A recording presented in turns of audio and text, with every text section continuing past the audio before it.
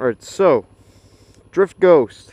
And well, I've had the Drift HD, and now I've moved on to the Drift Ghost. And now I feel like I could kind of talk about the differences. Why is this light still red? There we go. I'm going to talk about the differences between the Drift HD and the Drift Ghost.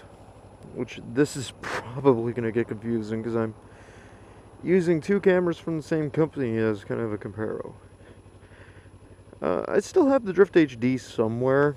I don't remember quite where, but it's a good starting camera. You know, it's not that expensive. It's like $100 less than the Drift Ghost. But it has its drawbacks. Like, there's only like 1 hour of battery life. And the screen isn't... What the fuck? Really? The screen on the side of it isn't too clear, which kind of sucks. The Drift Ghost, though, when you compare it to the Drift HD, there's definitely a lot more strong points. It's a much better camera, but for the extra money, I would hope so. Okay, the Drift HD has a battery life of about an hour. The Drift Ghost, I've been using it for about 2 days now, and it's still at 90%.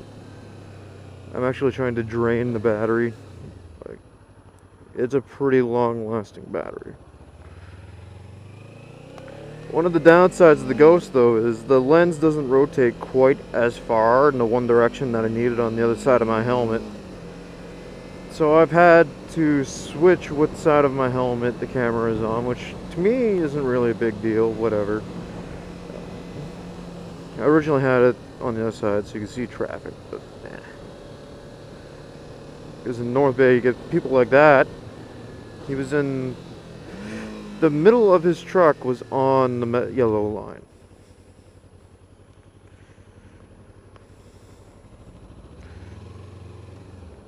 And I know the yellow line there is hard to see, but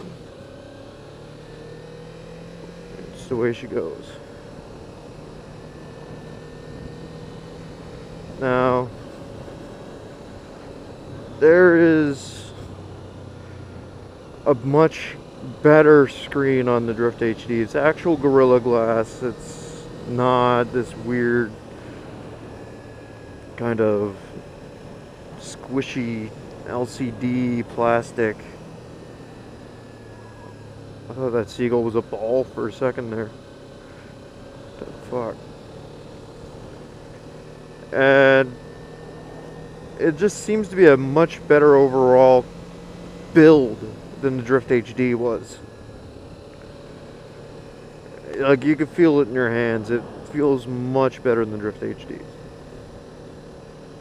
And it's so far been about the same video quality, though, which is, you know, for $100 more, you'd expect a little bit more. But, what can you do? The build quality on the camera is a lot better, which is a good thing. Okay, one of the problems I also had switching cameras from the Drift HD to the Drift Ghost was the Drift HD uses a much smaller microphone jack. It's one of the 2.5 millimeters. Oh my god. And the Drift Ghost uses a 3.5, which when I tried to hook up the old microphone to the new camera, the thing just would not work. It was all loosey-goosey in the hole, and nobody likes that kind. So I had to go and order a new microphone, which the Drift proprietary microphones are pretty expensive if you use those, which for me is what I use, because in this helmet it is pretty hard to actually get certain kinds of microphones into the helmet, because there's very little chin bar. So the Drift ones where they stick it behind a cheek pad or something like that is a lot better than the other kinds, where you had to like tape them to the chin bar.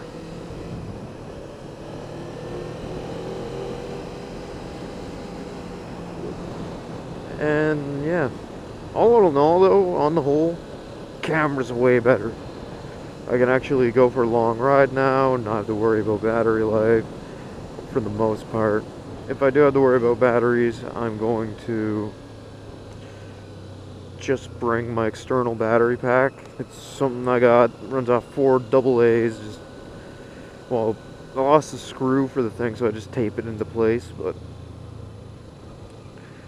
I can extend the life of the camera up to like 14 hours with that.